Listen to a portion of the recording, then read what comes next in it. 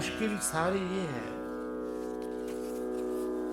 कि हम कहते हैं सोने का भाव क्या है, चांदी का भाव क्या है, चीनी का भाव क्या है, पीतल का भाव क्या है, साड़ी का भाव क्या है, सूट का भाव क्या है, यानी रचना का भाव क्या है, जमीन का भाव क्या है, फसलों का भाव क्या है। इसमें डूबने के लिए थोड़ी भगवान ने कहा, इसमें तो कर्म करने के लिए कहा। ये भाव भी पूछो, पर जब तुम भगवान की पूछताछ नहीं कर रहे तो तुम भगवान की रचना का भाव में क्यों फंस करके भगवान की बेइज्जती कर दी? फिर ईश्वर कहाँ सुख देगा? कर्मों के हिसाब से चाहे तुम्हें करोड़ों अरबों रुपया दे देगा, लेकिन सुख नहीं देगा। हमें ये याद क्यों नहीं होता कि ईश्वर की भक्ति के बिना सुख नहीं है। न धन में सुख है, न परिवार में सुख है, न मकान में सुख है, न दुकान में सुख है, न जमीनों में सुख है, न जवानी में सुख है, न बचपन में सुख है, न बुढ़ापे में सुख है। सुख नाम की अगर चीज है हर वक्त जो रहती है, बुढ़ापे तक भी, मौत तक भी, तो वह है ईश्वर की शक्ति, ईश्वर की भक्ति, यज्ञ, ईश्वर के नाम का स्मरण। वो ही चीज है। पर विद्वानों का संग ना करने से, यानी ऐसे बैठ के विद्या नहीं सुनता कोई, वो रचनाकार को नहीं जान पाता, वो अमृत को नहीं पकड़ पाता, मौत को गले लगाता है। क्योंकि जितना ये धन दौलत जमीन जायदाद है, ये मौत है। ईश्वर कह रहा है ना, सत्यम ब्रवीमि, मैं सत्य बोल रहा हूं, सुनो, अहम सत्यम ब्रवीमि। ईश्वर वद इत सतस, वद में ना मौत, मोघम अन्नम अप्रचेता, अप्रचेता मूर्ख, जिसमें चेतना नहीं है, ज्ञान नहीं है, डल बुद्धि, जो कामी क्रोधी लोभी लालची, गुस्से वाला, सड़ने वाला, विद्या नहीं सुनता, विद्वानों की संगत नहीं, विद्वानों की सेवा नहीं, माता पिता की सेवा नहीं, ये डल बुद्धि। अप्रचेता का अर्थ समझा रहा हूं, जिसमें चेतना ही नहीं है, वेद की ज्ञान की चेतना नहीं है, मूर्ख है वो। तो उसको मोघम अन्नम, अन्न मिल गया, धन मिल गया, सोना चांदी मिल गई, जमीन जायदाद मिल गई। ऐसे मूर्ख को, ऐसे मूर्ख को जब मिल गई तो ईश्वर कह रहा, सत्यम ब्रवीमि, मैं सत्य बोलता हूं। वद इत सतस्य, ये उसको मौत मिल गई। कैसी मौत? अभी भी दुखी रहेगा, फिर मर करके कुत्ता बिल्ली बना, फिर मरेगा, फिर कहीं इंसेक्ट बन गया, मरेगा, फिर कहीं शेर चीता बन गया, फिर मर जाएगा, फिर मृग बन गया, फिर मर जाएगा, मक्खी बन गया, फिर मर जाएगा, सर्प बन गया, फिर मर जाएगा। मतलब इसको बार बार की मौत मिल गई। ये धन क्या मिला इसको? ये धन का ऐसा गुलाम हुआ, परिवार का ऐसा गुलाम हुआ, ये सारा धन में आता है ना, इसको मौत मिल गई। सत्यम ब्रवीमि वदित सतस्य न आर्यमणम पुष्यति। आर्य बोलते हैं विद्वानों को, वेदों के विद्वानों। पुष्यति में ना पालन पोषण, न तो किसी विद्वान की वो सेवा में वो धन लगाएगा, न उसका पालन पोषण होगा, नो सखायम, न किसी मित्र या संबंधी परिवार के पर वो पालन पोषण में खर्च करेगा, उसको बुद्धि ही नहीं है। वो बुरे बुरे कर्मों में उड़ा देगा, दोस्तों में उड़ा देगा, शराब में उड़ा देगा, खाने पीने में उड़ा देगा। तो न आर्यमणम पुष्यति नो सखायम, केवल अघो भवति केवल आदि। अघो पाप, हाथी में ना खाता है, जो अकेला खाता है वो पाप खाता है, जो अकेला खाता है वो पाप खाता है, वो पापी है। वो न ईश्वर के प्रति लगाता, न विद्वानों के प्रति। वो अकेला खाता है, पाप खाता है। वो धन उसको मौत मिल गया, जैसे रावण को, कंस को, दुर्योधन को। नेपोलियन को, सिकंदर को, औरंगजेब को, न कितने राजाओं को, कितनी प्रजा को। ये धन, ऐसे मूर्खों को धन क्या मिला? मौत मिल गई। ये विचार करना है ना। ये तो हम ईश्वर को क्यों नहीं ढूंढते? क्योंकि हमने ढूंढ लिया जो ढूंढना था, विषय विकार, पैसे, परिवार, सोना चांदी, रुपया पैसा, जमीन, ये ढूंढ ली। इसमें मन लग गया। तो एक ही तो मन है, जब इसमें लग गया तो उसमें कहाँ लगेगा, और उसमें लग गया तो फिर इसमें कहाँ लगेगा।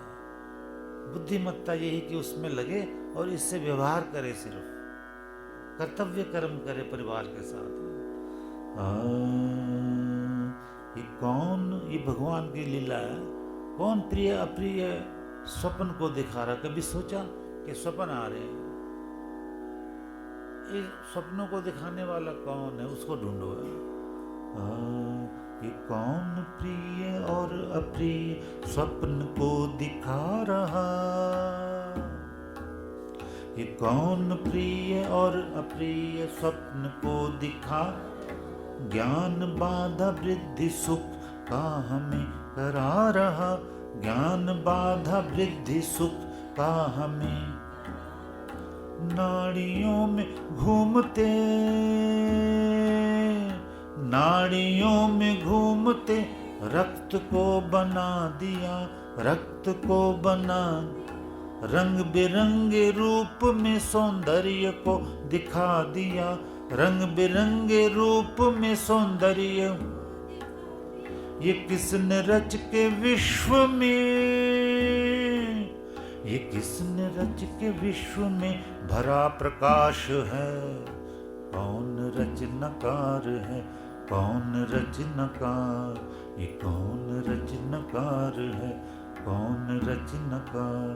ये कौन रचनाकार है? कौन रचनाकार है? कौन रचनाकार? कौन रचनाकार? ये रचनाकार को कौन ढूंढेगा जब रचना ही ऐसी मदमस्त कर देती इंसान को। रचना में सूरज, चांद, सितारे, सोना चांदी, शादी विवाह, सौंदर्य, फैशन। ये मकान का नक्शा अच्छा नहीं, दूसरा मकान बना लेंगे, पैसा हमारे पास। आर्किटेक्ट को बताओ सुंदर से सुंदर नक्शा बना दे। न जाने क्या क्या हो गया है। ये कार पुरानी है, वो तो कोई बात नहीं, पर अच्छी से अच्छी मॉडल के लेंगे ना। अरे भी लोग कौन मना कर रहा है? ईश्वर कह रहा ये लेने लवाने में तो तेन त्याग रखो, त्याग पूर्वक। पर तुमने तो ये लेने लवाने में, मकान, घर में, परिवार में तन मन धन प्राण सारा ही घुसेड़ दिया। ईश्वर के लिए क्या बचा के रखा? गुरुजन की सेवा के लिए क्या बचा के रखा? माता पिता की सेवा के लिए क्या बचा के रखा? जो यज्ञ का एक अंग है। देव पूजा संगति करण दानेषु इति यज्ञ। देव पूजा में माता पिता अतिथि गुरु की सेवा है। आजकल तो बच्चे कहते हैं हमारे पास फुर्सत ही नहीं है माता पिता के लिए। हम बच्चों को देखें या माता पिता को देखें? भगवान से पूछो भाई। भगवान कहता है माता पिता को देखो, बच्चों को तो मैं भी देख दूंगा। तब तुम बच्चों को देखोगे, माता पिता को, गुरुओं को दुत्कारोगे तो मैं ना तुम्हें देखूंगा ना तुम्हारे बच्चों को देखूंगा, सजा दूंगा सबको। ये नियम है। अब ये नियम नहीं समझने से बड़े होके फिर बच्चे माँ बाप को सुख नहीं देते, क्योंकि माँ बाप ने अपने माँ बापों को सुख नहीं दिया। वो कहते हैं ना कि दादा बड़ा वृद्ध हो गया, ये वो खांसना वासना जो भी है। तो एक बार पति पत्नी ने सोचा भाई बुढ़े को घर से निकालो। ऐसा ज्ञान के लिए कभी कभी है कथा हो जाती है बीच में। पोता भी देख रहा था, छोटा सा था, तो कहने लगे, अब वो उसके दादा को उसके पिता ने कहा, अब आपको ना स्नान करा के लाते हैं नदी में। ले गए। वो वृद्ध था, बीमार था, उसको बांस के उस पे पहले तैयार कर रखा था, एक जैसे कोई अर्थी सी होती है, उस पे लिटाया और बांध दिया। वो चिल्लाता रहा, तो और फिर पानी में बहा दिया।